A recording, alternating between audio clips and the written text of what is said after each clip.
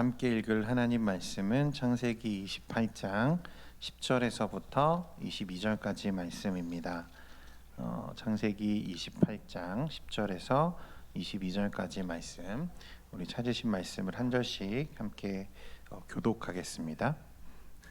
창세기 28장 10절에서 22절입니다. 야곱이 브엘세바에서 떠나 하란으로 향하여 가더니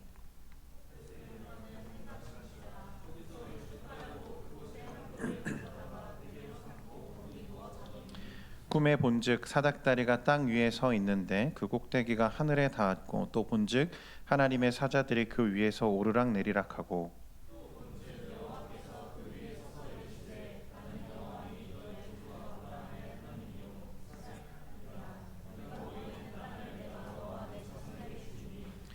내 자손이 땅에 티끌같이 되어 내가 서쪽과 동쪽과 북쪽과 남쪽으로 퍼져나갈지며 땅의 모든 족속이 너와 내 자손으로 말미암아 복을 받으리라.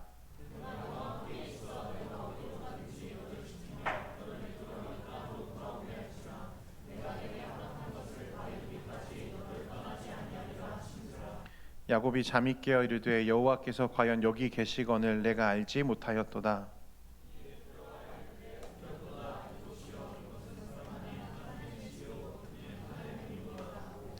야곱이 아침에 일찍이 일어나 베개로 삼았던 돌을 가져다가 기둥으로 세우고 그 위에 기름을 붓고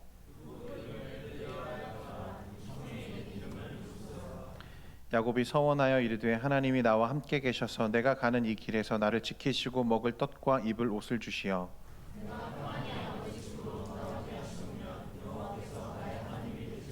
함께 봅니다. 내가 기둥으로 세운 이 돌이 하나님의 집이 될 것이요 하나님께서 내게 주신 모든 것에서 10분의 1을 내가 반드시 하나님께 드리겠나이다 하였더라. 아멘. 할렐루야. 여러분 반갑습니다. 평생을 살아온 터전을 떠난다는 것은요, 여러분 결코 쉬운 일도 그리고 좋기만한 일은 아닐 겁니다. 왜냐하면 그 공간에는 단순히 우리가 거주하는 그런 목적과 그런 개념 이외에도 우리의 추억과 또 경험들 그리고 기억들이 고스란히 녹아져 있기 때문에 그렇습니다. 완전히 우리 삶과 결합되어 있는 거죠. 그래서 그런 터전을 떠난다는 것은요, 때로 우리의 일부가 뜯겨져 나가는 것과 같은 거죠. 저는 어렸을 때 아버지의 그 사업 때문에 여러 번 이사를 다녀야 했고, 제 누나보다는 조금 적지만 전학도 몇 번 다녀야 했습니다. 아마 그런 경험들 여러분들도 있으실 텐데, 이미 사귀고 있던 친구들과 이별해야 하는 아픔, 그리고 새로운 환경에 적응해야 하는 불편함, 또 두려움, 제 어린 시절 기억에 그렇게 좋은 기억으로 그것들이 남아있지는 않은 것 같아요. 늘 좀 두려웠던 것 같습니다. 그러니까 모든 떠남에는 이런 찢어짐의 아픔들이 동반되는 것 같아요. 부부가 갈라설 때, 그죠? 성경에서 부부는 한 몸을 이루는 연합이라고 우리에게 설명하는데, 마치 창호지를 풀로 붙이는 것과 같은 거죠. 그래서 붙이는 순간 화학적 반응이 일어나서 융합됩니다. 연합되는 거죠. 그래서 다시 떼기가 여러분 여간 어려운 게 아니에요. 이걸 떼려고 하면 서로 찢어지는, 서로 찢어지기는 해도 분리되기는 어려운 거죠.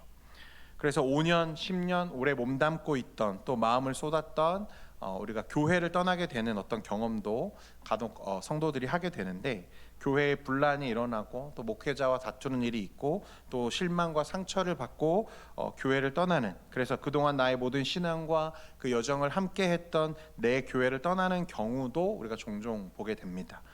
이런 뜯겨지는 아픔들을 경험하는 순간들이죠. 야곱은 이제 여러분 태어나서 내내 자랐던, 어린 시절부터 청년이 되기까지 자랐던 그곳을 떠나게 되었어요. 모든 추억과 경험과 기억이 고스란히 담겨있는 공간으로부터 자신이 가장 안락함을 느끼고 또 그렇게 사랑했던 어머니의 품을 떠나야 하는 상황에 놓이게 되었습니다. 그것도 그냥 떠나는 게 아니죠. 급히 도망치듯 그 자리를 떠나야 하는 상황에 지금 내몰리고 있는 거예요. 여러분, 물론 떠남은 우리에게 고통을 주지만 그 고통의 크기는요, 사실 무엇이 결정하냐면 그 떠나서 가고자 하는 목적지와 그 방향이 그 고통의 크기를 결정하는 것 같아요. 사실 떠나서 여러분 군대 가는 것과 떠나서 여행 가는 건 전혀 다른 느낌이죠. 마찬가지죠. 그런데 지금 야곱의 경우에는 어디로 가야 합니까? 야곱의 경우에 최종 목적지는 아마 외삼촌 라반의 집이었겠지만 그곳은 한 번도 가보지 못했고 그가 경험해보지 못한 어떤 미지의 세계죠. 야곱은 소심하고 조심스럽고 계산적인 사람이라고 했잖아요. 그런 그가 아무것도 자신에게 의지할 곳이 없는 그런 곳에 버려지듯 가야 한다는 건 그에게 있어 사실 굉장히 고통스러운 순간이었을 겁니다. 그리고 그것이 형의 분노와 형의 살해 위협으로부터 도망치듯 가야 하는 이 비참한 가정의 형편이었다면 여러분 더 했겠죠. 그리고 삼촌의 집에 가더라도 그는 지금 어떻습니까? 자기의 권리를 주장할 수 없는 상황이잖아요. 말 그대로 삼촌에게 빌부터 살기 위해서 가는 거예요. 어쩌면 종처럼 또는 노예처럼 살아야 될지도 모릅니다. 그리고 실제로 그는 그렇게 살죠. 노예와 다를 바 없는 삶을 수십 년간 살게 됩니다. 또 삼촌의 집에 가는 것도 당장 문제지만 그는 지금 어디를 지나가야 됩니까? 광야라고 하는 아주 척박한 환경을 지나가야 한다는 문제도 마주해 있는 거예요.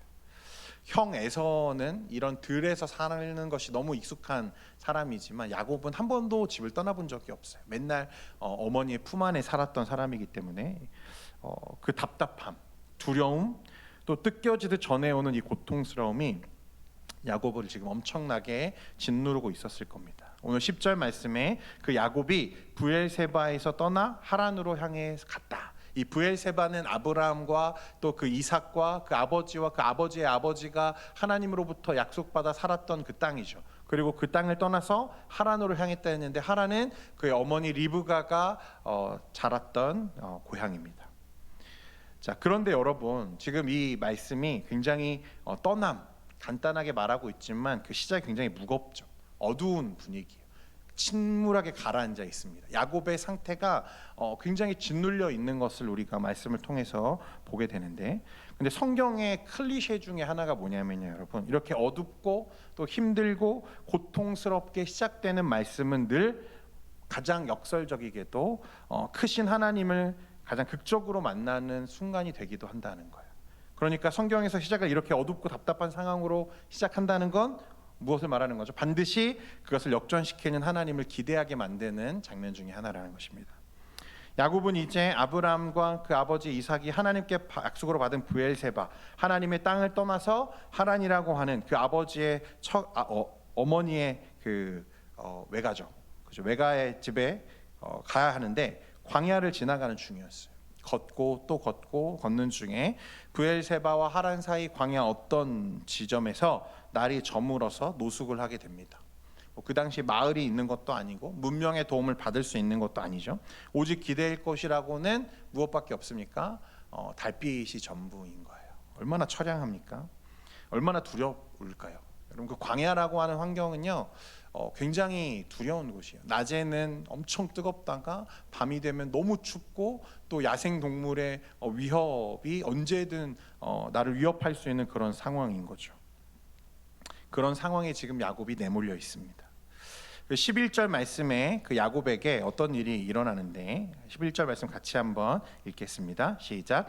한 곳에 이르러는 해가 진지라 거기서 유숙하려고 그곳에 한 돌을 가져다가 베개로 삼고 제가 자료를 좀 찾아보니까요 야곱이 돌을 베고 잤다 그렇게 말을 하는데 이 돌은요 잠을 편하게 자려고 준비한 그런 편안함을 위한 용도가 아니라요 이건 무엇을 위한 거냐면 호신을 위한 용도였다는 거예요. 그러니까 야생동물이나 혹은 강도가 그 광야에서 나를 위협해 오면 그걸로 어떻게 하려는 거예요? 들어서 당장이라도 공격해야 하는 자신을 방어해야 되는 그런 상황이었던 거죠. 어쨌거나 두려움과 서러움에 가득 매여서 그가 이제 잠이 들었습니다. 잠이 잘 오지 않았을 거예요, 그렇죠? 그런데 그 잠결에 그 처량하고 서럽고 서글픈 그 광야의 한 구석에 달빛만 쏟아지는 그 어둡고 침울한 그 공간에 평생 그가 잊을 수 없는 야곱의 인생을 송두리째 뒤바꾸는 꿈을 그가 꾸게 됩니다. 이게 오늘 저와 여러분에게 전달되어야 하는 아주 중요한 포인트인데요. 12절 말씀 우리 같이 한번 읽겠습니다. 시작. 꿈에 본즉 사닥다리가 땅 위에 서 있는데 그 꼭대기가 하늘에 닿았고 또 본즉 하나님의 사자들이 그 위에서 오르락 내리락 하고.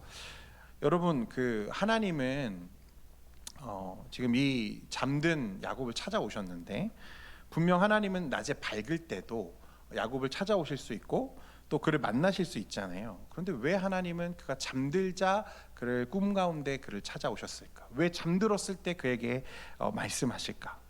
잠을 잔다고 하는 건요, 여러분, 우리가 우리의 몸과 마음을 주장할 수 없는 가장 수동적이고 가장 무기력한 순간이잖아요. 우리가 스스로 무언가를 할 수 없다고 하는 그 순간이 가장 하나님을 만날 수 있는 중요한 순간이라는 것을 우리에게 이 말씀을 통해 보여주시는 것 같아요. 그래서 그 야곱이 돌베개를 베개 삼아서 잠을 청하는 그 처량한 그 밤에 하나님이 야곱을 조용히 찾아오시죠. 그리고 그 하나님을 기다릴 수밖에 없는, 아무런 자기를 주장할 수 없는 그 야곱의 심신 가운데 하나님이 말씀하시는 거예요. 여러분, 그래서요, 만약 여러분들의 삶에도 하나님의 음성, 하나님의 주도하시는 간섭, 섭리를 여러분들의 삶에 지금 느끼고 있지 못하다면, 여러분들이 그런 하나님과 동행하고 있지 않다면, 여러분, 그건 필히 어떤 것 때문이냐면 아마 여러분들 손에 아직도 붙잡고 있는 것이 너무 많아서일지도 모릅니다. 여러분, 지난 한 주간 굉장히 열심히 사셨죠? 아니에요? 여러분, 굉장히 열심히 사셨잖아요, 그죠? 왜 열심히 살았습니까? 무엇을 위해 열심히 살았어요? 여러분, 놓치지 않으려고 열심히 살았잖아요. 혹은 우리가 붙잡은 것, 혹은 붙잡아야 할 것을 놓치거나 거기서 미끄러지지 않기 위해서 얼마나 우리가 필사적으로 우리의 삶을 살아갑니까? 그렇죠? 너무 손에 있는 것들을 꽉 붙잡고 살아가는 거죠. 그런데 여러분, 그 손에 가득 무언가를 쥐고 있는 그 순간에는요, 정작 하나님이 내미시는 은혜의 손길을 잡을 길이 없는 거죠. 우리 손에 너무나 많은 것들이 쥐어져 있으니까요.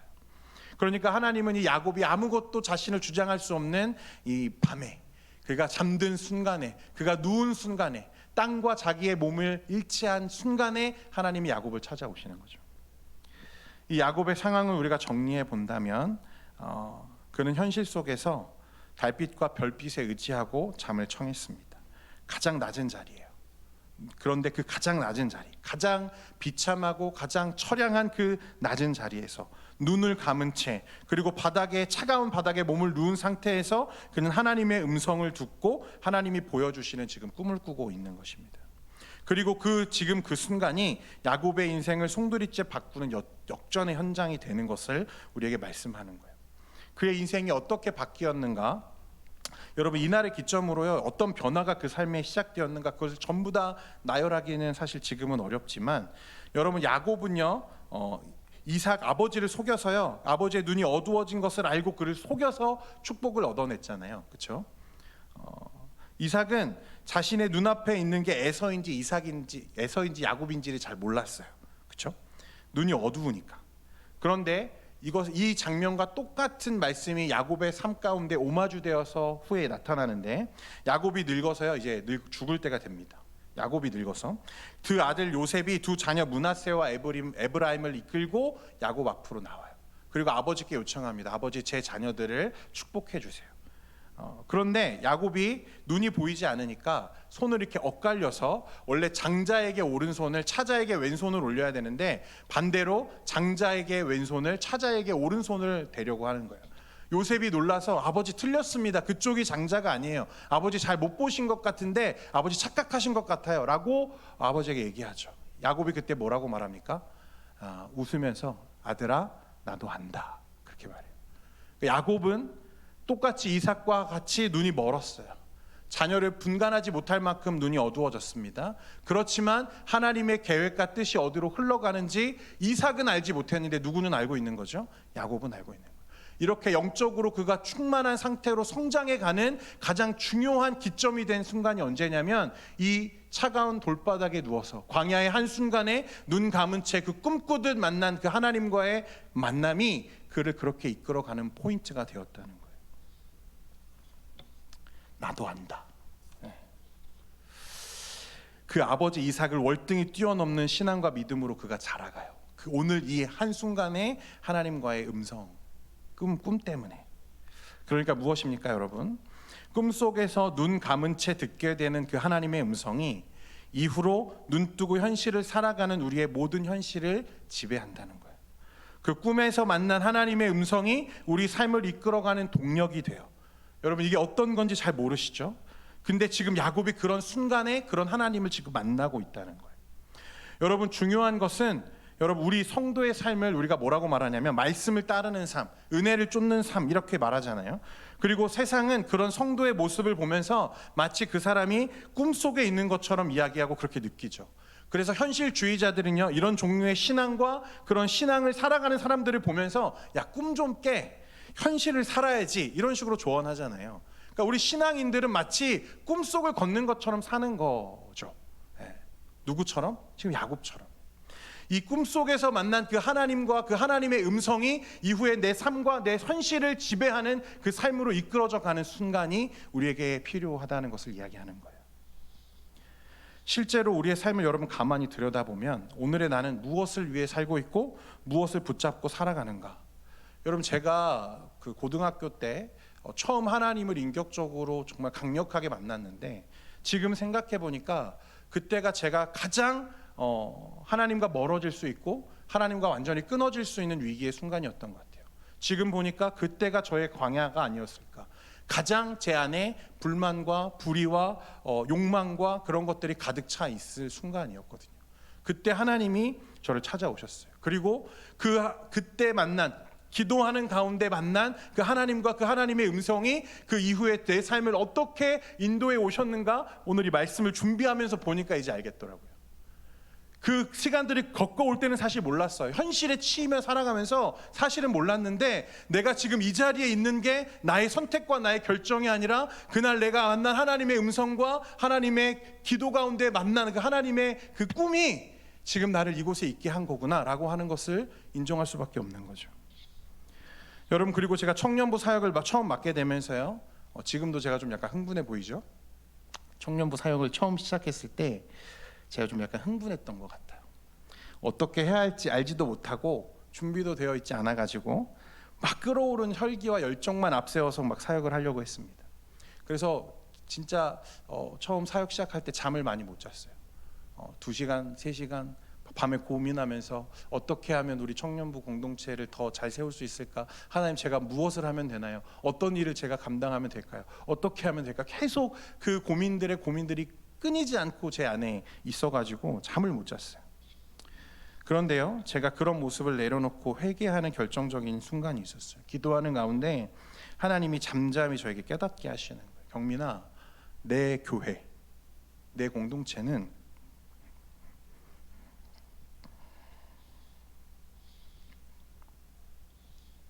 죄송합니다. 내가 책임질게. 내가 할 거야. 너는 그저 네 앞에 있는 청년들을 사랑해 줄 수 없겠니? 그렇게 말씀하세요. 그날 들은 음성이 이후 제 모든 사역과 행동과 생각의 방향을 바꾸었죠. 뭘 해야겠다, 뭔가를 더 이루어야겠다, 더 많이 세워야겠다라고 하는 일을 앞세워서 하려고 하는 제 열정과 열의를 내려놓기 시작했습니다. 그러니까 이제 하나 둘씩 우리 청년들이 보이기 시작하는 거예요. 내가 해야 할 일이 아니라 내가 사랑해야 할 영혼들이 보이기 시작하는 걸 제가 경험했습니다. 눈 감은 채 들은 그 하나님의 음성이 이후에 내 마음과 생각과 행동을 주장하고 그 상태로 내가 현실을 보기 시작하니까 그 현실과 그 문제가 이전과는 전혀 다르게 보이기 시작하는 거예요. 그 말씀, 기도 중에 들은 그 음성이 이후에 모든 삶을 실제로 끌어가고 그 끌어가는 과정에서 삶이라는 게 형성되는 거예요. 여러분, 이게 그리스도인들이 살아가는 삶입니다. 되게 추상적이죠? 꿈 같은 말이지만 그게 하나님의 역사예요. 우리는 꿈을 살아가는 거예요. 여러분, 저 현실적인 사람이거든요. 굉장히 현실적인 사람인데 제 삶을 통틀어서 돌이켜보면 지금 내가 하나님과 만났던 그 꿈과 같은 그 순간을 지금도 계속 내 현실 속에 살고 있다는 것을 고백하게 되는 거예요.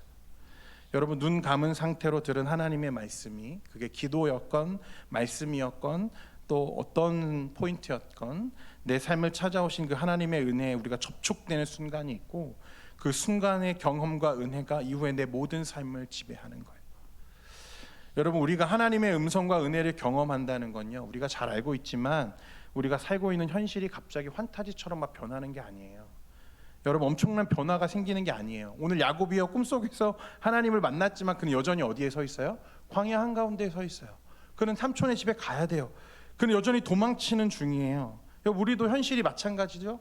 하나님의 은혜를 흠뻑 받았다가도 눈 뜨고 현실을 바라보면 우리의 현실은 똑같아요. 막막하죠. 여전히 답답하고 어떻게 해야 될지를 모르겠어요. 차라리 영영 눈 뜨고 싶지 않을 때도 솔직히 있는 것 같아요. 도망치고 싶을 때도 있어요. 그러나 여러분이 하나님의 음성이 우리의 삶을 지배한다는 건 우리의 현실이 바뀌는 걸 이야기하는 게 아니라 우리의 현실을 바라보는 우리의 눈이 바뀌는 거예요.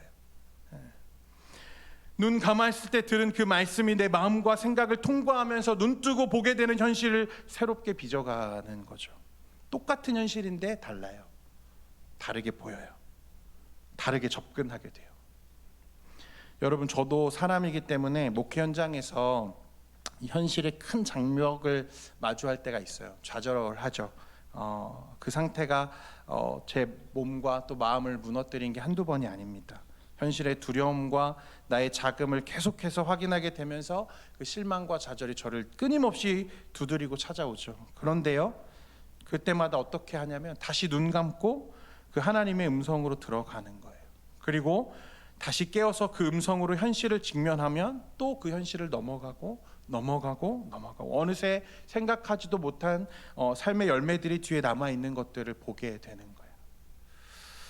여러분, 야곱이 지금 그 길을 걷기 시작하는 거죠. 이전까지는 내가 하려고 했어요. 내가 나서서 아버지를 속여서 하나님의 축복을 받아야만 하는, 내가 나의 삶을 주장하는 삶이었다면 그는 이제 하나님 나와 함께 하신다고 약속하시는 가장 처량하고 음침한 그 광야의 한 구석에서 나에게 찾아오셔서 내가 끝까지 너와 함께 할 거야 라고 말씀하시고 너가 나에게 너무 특별해 라고 말씀하시는 그 하나님의 음성이 이후에 야곱의 삶을 뒤바꾸는 거예요. 여러분, 이제 그 야곱이 꿈속에서 본 꿈 이야기를 조금 해봐야 될 것 같은데 12절 말씀에요, 이렇게 말합니다. 꿈에 본즉 사닥다리가 땅 위에 서 있는데 그 꼭대기가 하늘에 닿았고 또 본즉 하나님의 사자들이 그 위에서 오르락 내리락 하고.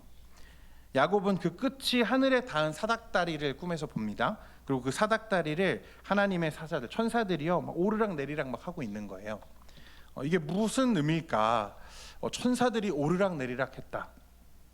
한 저명한 신학자는 이 말씀을 어떻게 우리에게 설명했냐면 고대 유대인들이 이 말씀을 어떻게 이해했는지에 대해서 이야기하는 건데, 천사들이 이 하나님의 약속 가운데 택함 받은 야곱을 보기 위해서 서로 앞다투어 설레발 치듯이 오르락 내리락 하고 있는 장면으로 과거 고대 유대인들은 이 장면을 이해했다, 이렇게 말하는 거예요. 그러니까 야곱 같은 이 연약한 사람을 어떻게 하나님은 그를 왜 이렇게 귀하게 여기실까? 어떻게 그를 사랑하셔서 그를 자신의 아들로 삼으시는가? 그게 너무 궁금해서 서로 오르락 내리락 하면서 야 제가 야곱이래, 너 한번 가서 봐봐. 야 제가 진짜 하나님이 사랑하시는 사람이래, 어떻게 그럴 수가 있지? 라고 설레발치는 모습이라는 거예요. 그러니까 이 누워있는 야곱에게 보여지는 환상은 뭐냐면 이 야곱이 하나님께 얼마나 특별한지, 그가 하나님과 얼마나 강력한 은혜와 약속으로 연결되어 있는지를 확정해 보여주는 거죠. 천사들도 궁금해하고 흠모할 정도로 이해할 수 없지만 하나님이 그를 사랑하신다는 뜻이에요. 야곱을 하나님이 왜 사랑하는지를 모르겠어요. 천사들도 이해할 수가 없어. 도대체 저 사람의 무엇을 하나님이 사랑하시고 그를 아끼시는지 알 수 없지만 하나님이 그를 너무 사랑하시죠. 그리고 그에게 찾아오셔서 가장 하나님을 외면하고 하나님과 멀어지려고 했던 그 순간에 찾아오셔서 그를 만나시고 그를 세우시는 걸 보면서 천사들이 지금 막 서로 막 소동을 일으키는 거예요. 야, 저 사람이 야곱이래. 야, 저 사람이 하나님이 왜 사랑하시는 거지? 고대 유대인들은 이 말씀을 이렇게 이해했고 또 그런 식으로 받아들였다는 거죠. 그럼 유대인으로 오신 우리 예수님도 당연히 이 말씀을 아셨겠죠. 그래서 예수님께서 나중에 이 말씀을 요한복음 1장 51절에 그대로 인용하시는데요. 예수님은 나다나엘이라는 사람에게 인자 위에 천사들이 오르락 내리락 하는 것을 보게 될 것이다 라고 말씀하셨어요. 예수님은 자신이 하나님의 아들인 것과 그가 앞으로 이루실 구원의 역사가 천사들도 흠모할 만한, 그러니까 천사들도 알고 싶어 할 만한, 천사들도 도저히 이해할 수 없을 만한 일이지만 그 일이 지금 당신의 눈앞에 일어나고 있다는 사실을 이해시키기 위해서 지금 이 말씀을 인용하시는 거죠. 천사들이 인자 위에 오르락 내리락 하리라. 어쨌든 적막하고 두려움이 짙게 내리깔린 광야의 쓸쓸한 돌베개 위에서 웅크려 잠을 청하는 야곱에게 하나님이 찾아오셨어요. 하나님이 찾아오심으로 여러분이 광야는 매우 특별한 장소가 됐죠. 서러움에 쪽잠을 자야 하는 그 처량한 인생이 하나님이 찾아오셔서 그 야곱을 너는 내 아들이야, 너는 내 축복이야, 내 언약이라 확증하는 장소가 되는 거죠. 13절에 또 본즉 여호와께서 그 위에 서서 이르시되 나는 여호와니 너의 조부 아브라함의 하나님이요 이삭의 하나님이라. 내가 누워있는 땅을 내가 너와 내 자손에게 주리니. 여러분, 광야는 모든 게 결핍된 장소예요. 그래서 광야하면 우리는 어떤 걸 떠올리냐면 내가 버려진 것 같은 생각이 드는 장소죠. 나는 완전히 버려진 것 같은 시간이고 공간이 광야입니다. 그런데 여러분, 그 광야에서만 만날 수 있는 하나님이 계시는 거예요. 그래서 광야는 정말 싫지만 어떻게든 피해가고 싶지만 역설적이게도 그 광야가 우리 인생에 꼭 필요한 거죠. 이스라엘 백성들이요, 과거 모세를 따라 출애굽했을 때 여러분 어디로 들어갔습니까? 광야로 갔어요. 광야로. 그곳에서 그들은 40년을 떠돌아다니면서 살아야 했거든요. 얼마나 힘들었겠어요. 낮에는 죽을 만큼 덥고 밤에는 죽을 만큼 춥고 물 한 모금 시원하게 마시기 어려운 그 척박한 광야에서 200만 명이 넘는 대민족이 40년을 살아야 된다. 여러분 생각해 보십시오. 그런데 놀라운 건 40년을 진짜 살아내죠. 어떻게 살았을까요? 그 광야를 걷는 40년 내내 하나님이 그들과 함께 하셨다는 거예요. 떠나지 않으시죠. 아침에는 만나를 내려주시고요, 저녁에는 메추라기를 보내주시고 낮에는 구름 기둥으로 밤에는 불 기둥으로 그들을 지키시는 거예요. 여러분, 만나가 언제 그쳤는지 아세요? 이스라엘의 가나안 땅에 들어가서 첫 수확을 거둔 때 만나가 그쳤어요. 그러니까 광야에서만 만나를 먹을 수 있었던 거죠. 그 광야에서 만나는 하나님의 은혜가 있어요. 여러분, 하나님께서 아브라함에게 자식을 약속하시지만 100세까지 안 두셨어요. 사라가 90세가 되어서 그들이 속으로 어떻게 생각합니까? 하나님, 이제 제가 어떻게 자녀를 낳겠습니까? 하나님, 사라가 어떻게 아이를 낳을 수 있겠습니까? 라고 생각할 때까지 안 주시죠. 그런데 그 순간까지, 그런 생각을 가질 때까지 사실은 하나님이 기다리시는 거죠. 왜냐하면 그렇게 해야만 하나님이 이 일을 온전히 하나님께서 주도하시고 행하신다는 것을 보여줄 수 있기 때문에. 여러분, 광야라고 하는 시간, 광야라고 하는 공간은 우리에게 분명 우리가 버려진 것 같은 착각이 드는 그런 공간이고 시간입니다. 야곱에게도 마찬가지였어요. 그런데 그 시간과 공간이 야곱에게는 그가 하나님의 자녀, 축복이라는 것을 확증하는 시간이라는 역설이 오늘 이 말씀에 우리에게 소개되는 거예요. 정말 하나님이 나를 버렸다고 느껴지는 그 시간이야말로 하나님이 나를 자녀 삼으셨다고 하는 사실이 확증되는 이 놀라운 역설. 이 광야를 통과하는 동안에는 절대로 알 수 없지만 통과하고 나서는 반드시 알게 되는 역설이 야곱뿐만 아니라 저와 여러분들에게도 있는 거예요. 저는 그걸 느낀 거고, 그런 하나님의 인도하심을 제가 지금 살고 있는 거죠. 나의 삶에서 가장 깊은 은혜의 흔적, 하나님이 나를 선택하셨고 나를 자녀 삼으셨고 나를 쓰기를 기뻐하신다고 하는 사실을 제가 확인하게 되는 그 시간은, 그 순간은 현실에서 제가 가장 혹독한 광야의 그 시간을 지나는 중이었던 거예요. 여러분, 우리 모두에게는 이 광야가 있고 그 광야에서 만나는 하나님의 은혜가 있습니다. 아직도 이 은혜를 모르거나 경험해 보지 못했거나 아직 느끼지 못하는 지체가 있다면, 여러분, 이 순간 광야에서 하나님이 나를 버리신 건가 착각이 들 만큼 혹독한 그 현실의 절망과 좌절에 넘어져 있다면 여러분, 눈을 좀 감으세요. 눈을 감으시고 손에 쥐고 있는 것을 좀 내려놓으세요. 야곱과 같이 그냥 자세요. 그때 하나님이 찾아오시는 거예요. 하나님의 음성을 우리가 듣게 되는 것입니다. 하나님이 야곱에게 14절에 이렇게 약속하세요. 내 자손이 땅의 티끌같이 되어 내가 서쪽과 동쪽과 북쪽과 남쪽으로 퍼져나갈지며 땅의 모든 족속이 너와 네 자손으로 말미암아 복을 받으리라.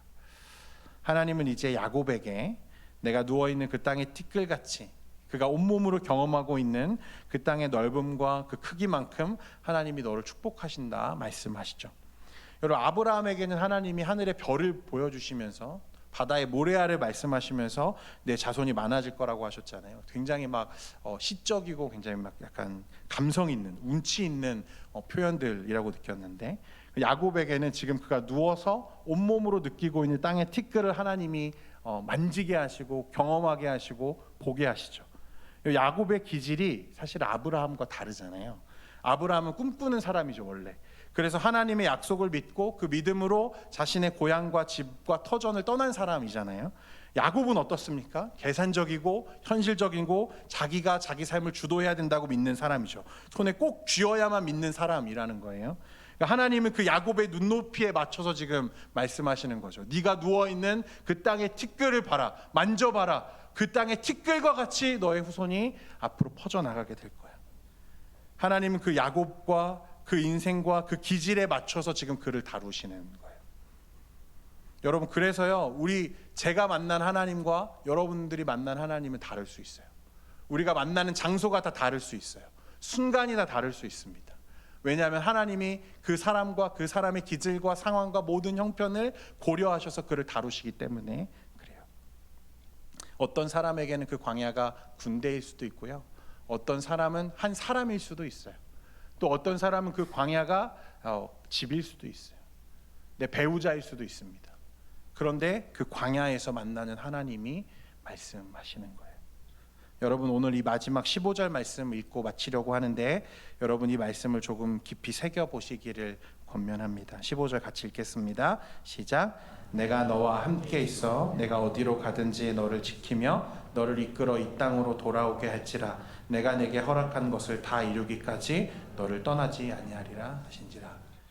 여러분, 이 하나님의 음성이 여러분들의 삶에도 꼭 들려지기를 소원합니다. 기도하겠습니다. 하나님, 우리를 광야로 인도하시고 또 그곳에서 가장 낮아진 가장 무방비한 나를 찾아오셔서 만나주시는 그 하나님의 은혜를 우리가 말씀 가운데 나눕니다. 야곱이 돌베개에 베고 잠 잘 때 만났던 그 하나님과 그 음성이 그 이후의 모든 삶과 현실을 주도해 가고 또 이끌어 갔던 것처럼, 우리가 그 하나님의 말씀과 음성이 내 삶을 주도하고 지배하는 하나님, 이 신앙과 또 그 믿음의 삶으로 우리를 인도해 주옵소서. 그래서 혹 이 자리에 그 광야의 시간을 지내는 지체들이 있다면 하나님 위로하시고 그들에게 찾아가 말씀해 주옵소서. 예수님의 이름으로 기도합니다. 아멘.